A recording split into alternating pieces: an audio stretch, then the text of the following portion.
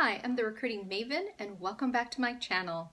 So I just want to give a quick shout out and say thank you so much for all my Facebook friends, my LinkedIn connections for sharing and liking my videos. I so appreciate your support. With that said, let's dive right into today's topic of conversation, which is what is the difference between a CV and a resume? I think the CV was the gold standard and the resume was something that has been pared down from the original. Normally I see CVs that are coming from candidates outside of the US. Not better or worse, just a little bit lengthier. And for me, I actually appreciate a document that is a little bit more detailed out in terms of your skill set and getting to know you better. I'm not the type of recruiter that wants, a one-page resume. That drives me a little nutty because it doesn't give me enough information, I feel, to be able to qualify you. So you probably will get a phone call from me asking me for more information.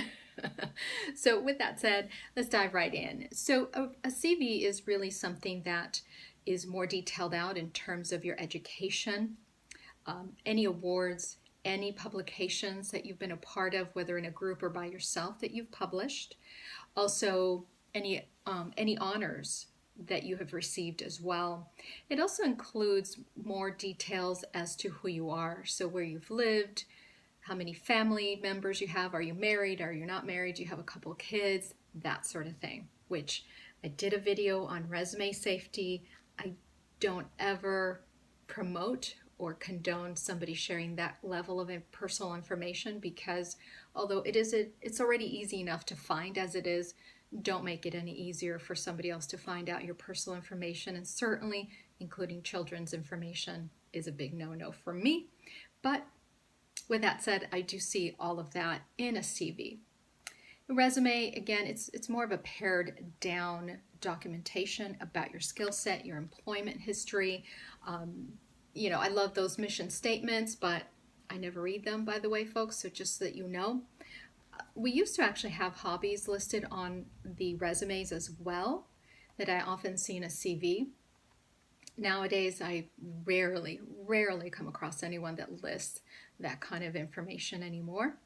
But I think it also has to do because we're such a data-driven platform as a recruitment. We upload our document, whether it's a CV or a resume, and we're just doing word searches. And, usually reading a great book is not going to come up in a word search, so it's sort of irrelevant. I also wanted to touch real quick on the fact that I rarely will read your intro letter. Don't really have enough time to honestly consider that piece of information in regards to you and your skill set and how wonderful and excited you are about the position.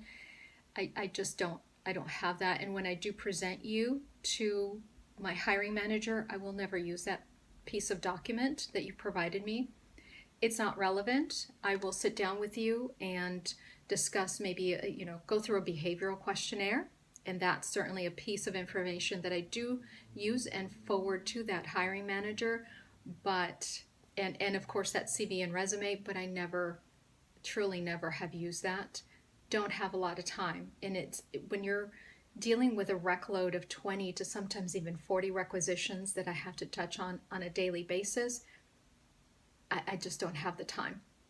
So unless you're asked, my tip to you would be don't do an intro letter unless it's absolutely necessary. Now, given the fact that maybe you're not in the US, that might be a document that's still very, very relevant and very needed.